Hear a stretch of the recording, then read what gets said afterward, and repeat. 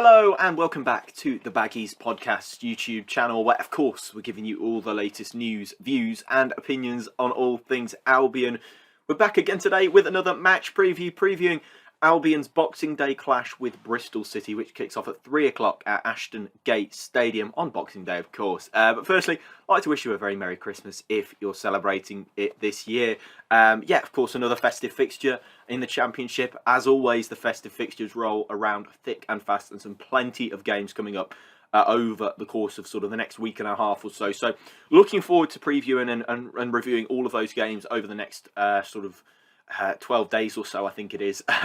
But yeah, we're looking forward to be previewing today's game between West Brom and Bristol City. And I'd love to hear your thoughts ahead of the game. Let me know if you're heading down to Bristol for the away game at Ashton Gate on Boxing Day. Let me know if you plan on going to any of the other festive fixtures, but also would love to hear your thoughts on the game itself. Who would you be starting? Are you pleased with the performances under Carlos Corberan so far? His first 7 games in charge have been and gone. How are you feeling about his appointment? Do you feel it was the right choice? Of course, let me know in the comment section below, along with some score predictions. I love to hear those. But yeah, before we crack on, make sure you subscribe and let's get straight into this match preview. It's West Bromwich Albion versus Bristol City. You're watching the Baggies Podcast YouTube channel. For match previews, match day vlogs, match reactions and more, make sure to subscribe to the Baggies Podcast YouTube channel.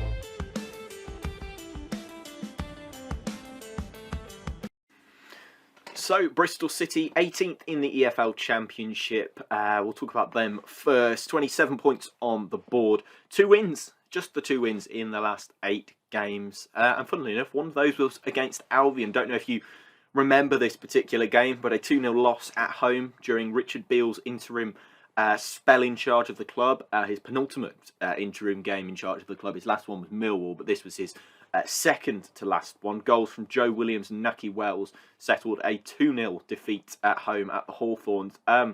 Yeah, I don't know if you remember very much about that. I know there is a match day vlog. I was definitely there, but it was complete. Of course, Richard Beale had 3 games in charge: Reading, Bristol, and then Millwall. Lost 2 of them, and of course won that first one against Reading, most importantly. I mean, that was, yeah, I thought the Reading game and the Bristol game, of course, I was at both of those. There are match day vlogs on the channel for both of those. So, yeah, complete chalk and cheese between those 2 performances. I mean, Bristol completely were the better side in that particular game. We were very, very poor at home as well, which you can't always say, to be fair. A lot of the time we're quite poor away from home, but in this case it was quite the opposite. But I thought that particular game stands out as one of the many low points so far this season. But we're starting to see those highs, as we'll discuss shortly. But in their last 5 games, they've lost 2, drawn 2 and won 1. And that one win was against Rotherham United just after the World Cup break. So as soon as they came back, they won.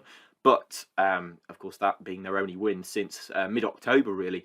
Which of course came against the Baggies. So Bristol heading into this one in pretty poor form, if we have to be completely honest. I mean, not looking the best whatsoever. Managed by Nigel Pearson, who, if some of you do remember, is a former Albion caretaker manager. He came in after Brian Robson left the club in September of 2006. Won 3 and lost drew 1 during his reign at the club.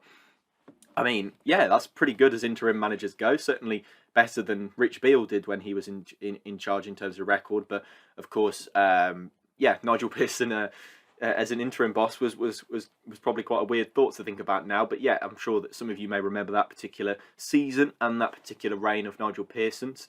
He's formerly, of course, of Leicester and Watford and, of course, Derby as well. So very Midlands central, really, with some of the clubs that he's managed, to be honest. Yeah, their top scorer is Naki Wells with 8 goals, and their top assists are Andreas Weimann and Alex Scott with 4 assists. So yeah, Alex Scott looking very good. I mean, he's a player that I kind of wanted to pinpoint because he's looking like such a really good prospect. I mean, there's probably going to be some Premier League clubs sniffing around him over the next sort of couple of weeks as we head into January. I mean, he's looked very promising for Bristol so far this season, been probably one of their star men. So I'm sure lots of Bristol City fans are saying stop touting him as this wonder kid, because they want to keep him because he looks absolutely brilliant. Football Manager fans, I'm sure you've probably heard of him from your particular save games. He tends to turn into a pretty decent player according to the game. So That's definitely turning out to be true with Bristol City as well.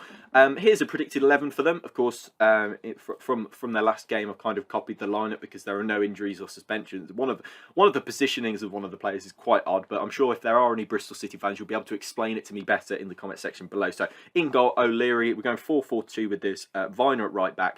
Andy King at centre back is that weird choice that I was talking about. So he, of course, formerly quite an attacking midfielder for Leicester from what we remember, but been playing centre-back late to cover some injury for Bristol City. Carl Naismith centre-back alongside him, Cam Pring at left-back, midfield four of Andrews Weimann, Joe Williams, Matty James, former Leicester man as well, another one of Pearson's old Leicester players, Alex Scott left midfield, and then Nahki Wells and Tommy Conway up front as well. So that's quite a prolific strike force. I think Conway's got 6 as well.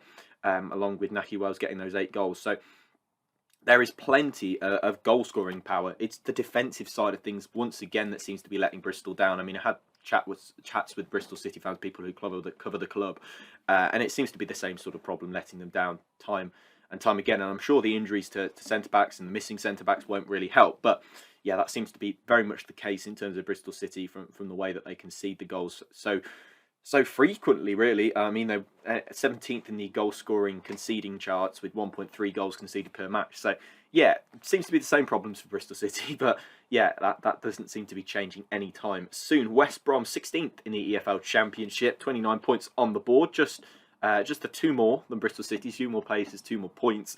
5 out of the last 7 games won. First of all, welcome to new first-team coach Michael Heffley. He looks to be a nice, astute addition to the club. Coming in after, I think it was James Alcaron who has left the club for personal reasons. So a new coach coming in for an old coach, which is quite interesting.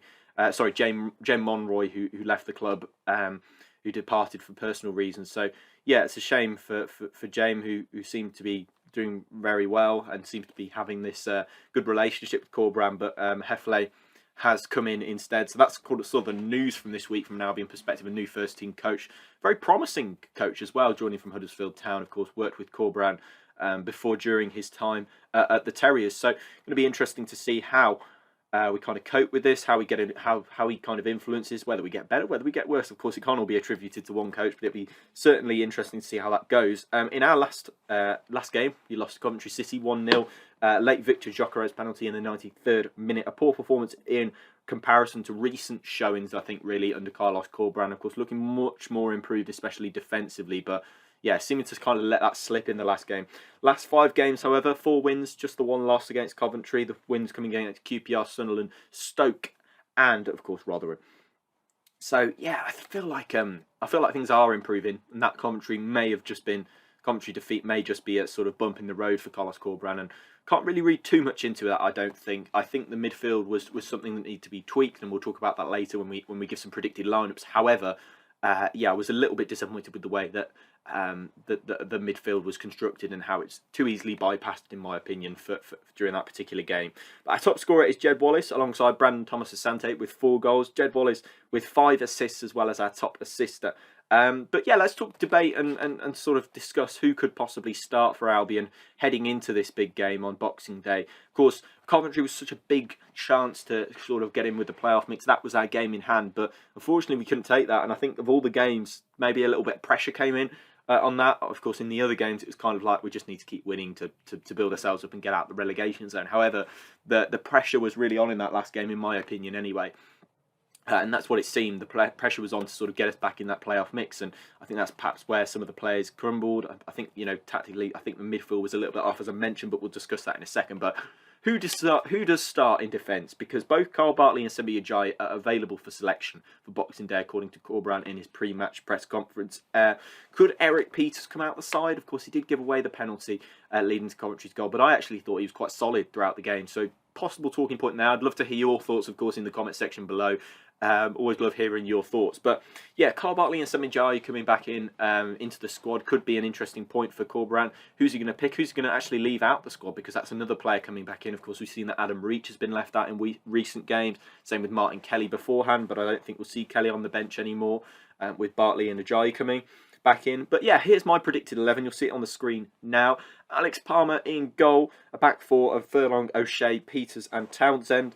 Okay, Kushli, and I brought Jason Malumbi in to kind of tweak that midfield because as I said in my match reaction video, of course check that out if you haven't already on the channel, I thought we were too easily bypassed in midfield, so I put Kushli, I put Malumbi in there for a bit more energy, defensive structure. I thought Rogic, I'd like to see a bit more of him, so I'm going to give him the start in my opinion anyway. Wallace and Dean Garner on the wings. I think Phillips was too easily pegged back in the game. I didn't think he offered enough going forward. I thought he offered a lot defensively, but when you're sacrificing forward energy for that, I think in a game that I think we should be winning against Bristol City, I think we have to push forward slightly more.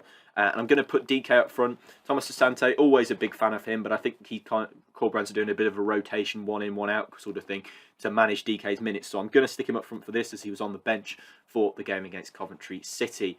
Finally, a festive prediction for this festive game. I'm going to go with 1-0 away from home Albion. I think we're going to look a lot better in this particular game. Maybe we won't play so well, but I feel like the defensive solidity, of course, only conceding twice under Corberan in that winning run, of course, with Coventry as well.